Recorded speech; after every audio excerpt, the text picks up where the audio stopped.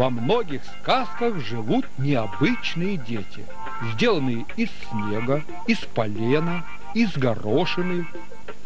Сказку про ребенка, сделанного из глины, очень любят рассказывать русские, живущие на русском севере, и чуваши Самарской Луки. Чуваши эту сказку называют «Тамадя», что так и переводится «глиняный парень».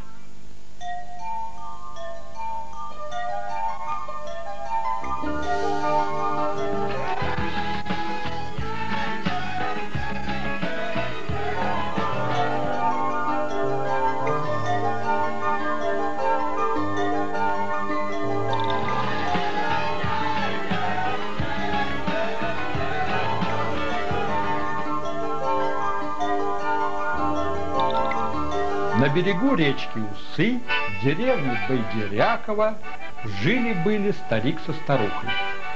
Не было у них детей.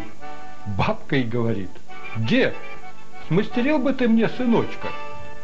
Дед пошел и сделал дитя из глины.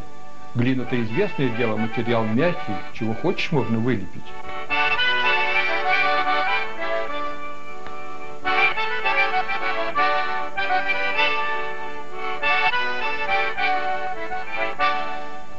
Стал Тамадя есть просить. Что не дадут, все съедает, еще просит. Все в доме поел, даже горшки и ведра. Вышел из дома, стал во дворе все глотать, и все ему мало.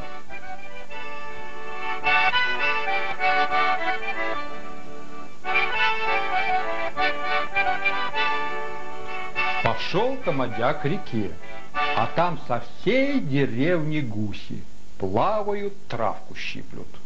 Съел Тамадя всех гусей, идет дальше. На лугу телята, коровы жвачку жуют. Съел Тамадя всех. Одна старая корова за речку убежала, а Тамаде в воду нельзя, глиняный он, раскиснет.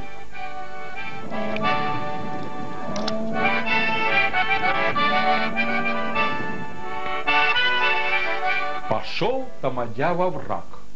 Идет, мимо мужик сено везет. Съел Тамадя сено, съел телегу, съел лошадь, съел мужика. Увидали дедушка с бабушкой, что Тамадя съедает все, что попадается, и отказались от своего дитя.